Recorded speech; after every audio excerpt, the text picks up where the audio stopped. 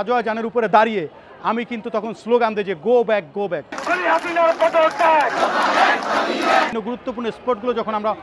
এই ব্লকেট করা শুরু করি তখন থেকে কিন্তু প্রশাসন আমাদেরকে এক প্রকার প্রতিপক্ষ বানিয়ে ফেলে। পুলিশ তখন নতজানু হয়ে আমরা দেখি যে হাঁটু গেড়ে আমাদের কাছে কিন্তু পুলিশ মাপ চায়।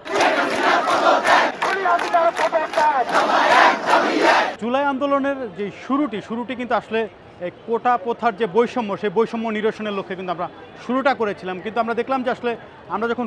কুসুম আন্দোলন করছি তখন এই সরকার আসলে কোনোভাবেই ভ্রুক্ষেপ করছিল না, যার ফলশ্রুতিতে কিন্তু আমরা একটু বড় আন্দোলনের দিকে যাই, যেটি আসলে রাজপথমুখী আন্দোলন আমরা বলতে পারি।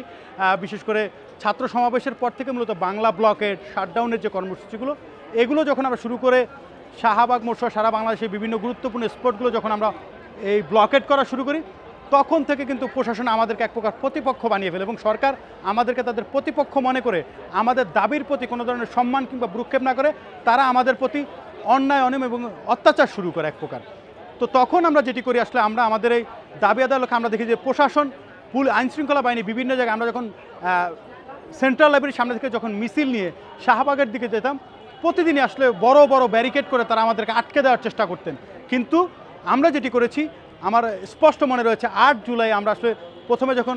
পুলিশ ব্যারিকেড দেয় তখন সেই ব্যারিকেডটি খুব একটা বড় ছিল না, কিন্তু আমরা সেটিকে ভেদ করে আমরা কিন্তু তাদেরকে সামনে চলে যাই এবং সামনে গিয়ে আমরা আমাদের সামনের দিকে অগ্রসর হই। তারপরে 11 জুলাই পুলিশ আরও অনেক বড় একটি ব্যারিকেড তারা করে এবং সেখানে কয়েকশো পুলিশ মোতায়েন ছিল এবং এই ব্যারিকেডটিকে ভাঙতে আমাদের অনেক কষ্ট হয়েছে। তাদের সাথে এক প্রকার অনেকক্ষণ দস্তাদস্তির এক পর্যায়ে কিন্তু আমরা সেই ব্যারিকেডটি ভেঙে আমরা কিন্তু এক প্রকার পরাধীনতার শৃঙ্খলকে মূলত মুক্তি পাই এবং তখন ওই ব্যারিকেড ভাঙার পরে কিন্তু আমরা এক প্রকার বিজয় উল্লাস করি যে একটি আত্মবিশ্বাস আমাদের মধ্যে নতুন করে আসলে সঞ্চার হয় এবং সেই আত্মবিশ্বাসকে আমরা হৃদয়ে ধারণ করে কিন্তু আমরা এক দফার দিকে অগ্রসর হই। এই এক দফা দাবি আদায়ের লক্ষ্যে আমাদের যে চলমান কর্মসূচি সেটি তখন অব্যাহত থাকে। এরপরে আমরা যখন দেখলাম যে পুলিশের ব্যারিকেড ভাঙার পর আমরা দেখলাম যে সেখানে পুলিশ আমাদের উপরে জলকামান নিক্ষেপ করার জন্য তারা কিন্তু সাজোয়া যান থেকে নানান ধরনের সরঞ্জাম কিন্তু তারা নিয়ে প্রস্তুত ছিল আমাদের উপরে হামলা করার জন্য। তখন সেই সাজোয়া যানের উপরে দাঁড়িয়ে আমি কিন্তু তখন স্লোগান দিই যে গো ব্যাক গো ব্যাক। অর্থাৎ এই ছোট ছোট আমাদের যে স্মৃতিগুলো এবং এই বিজয়গুলো, এই যে পুলিশের ব্যারিকেড ভাঙা থেকে শুরু করে যে নানান জায়গায় আমাদের এই ছোটো ছোটো বিজয়গুলো মূলত আমাদেরকে আরও বেশি আত্মবিশ্বাসী করে তোলে এবং এই বিশ্বাসকে মূলত হৃদয়ে ধারণ করে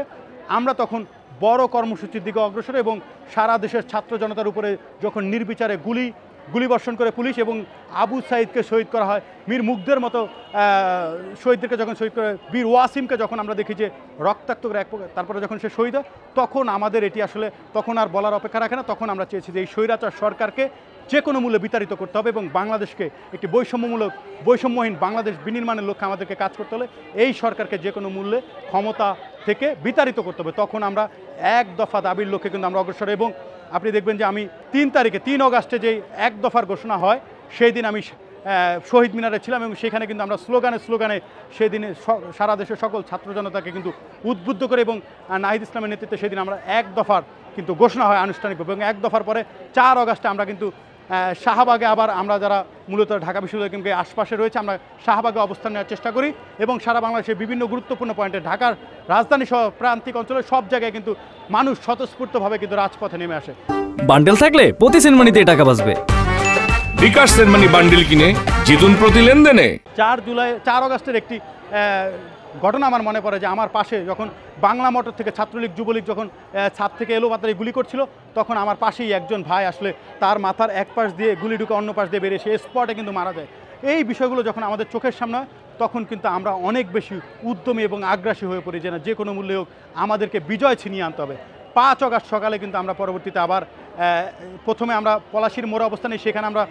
জড়ো হয়ে সেখান থেকে একটি মিছিল নিয়ে আমরা যখন টিএসসি আসি আমরা দেখি যে শিক্ষকদের একটি মিছিল আমরা সেখানে দেখতে পাই। পরে শিক্ষকদেরকে নিয়ে কিন্তু শাহবাগে যখন আমরা যাই শাহবাগ মোড়ে যাওয়ার আগে আর্মির একটি ব্যারিকেড ছিল এবং পুলিশ তখন নতজানু হয়ে আমরা দেখি যে হাঁটু গেড়ে আমাদের কাছে কিন্তু পুলিশ মাপ চেয়ে কিন্তু তারা সাইড হয়ে যায়। তারপরে আর্মি কিন্তু এক প্রকার আমাদেরকে এই এত বড় জনস্রোত দেখে আর্মি পিছু হটতে থাকে। তারপরে আমরা গিয়ে শাহবাগ দখল করে কিন্তু এরপরে তৎক্ষণিক কিছুক্ষণ পরে আমরা খবর পাই যে কয়েক ঘন্টা পরে যে শেখ হাসিনা আর এই দেশে নেই এবং এই যে স্বৈরাচার সরকারের হাত থেকে আমরা আসলে মুক্তি পেয়েছি।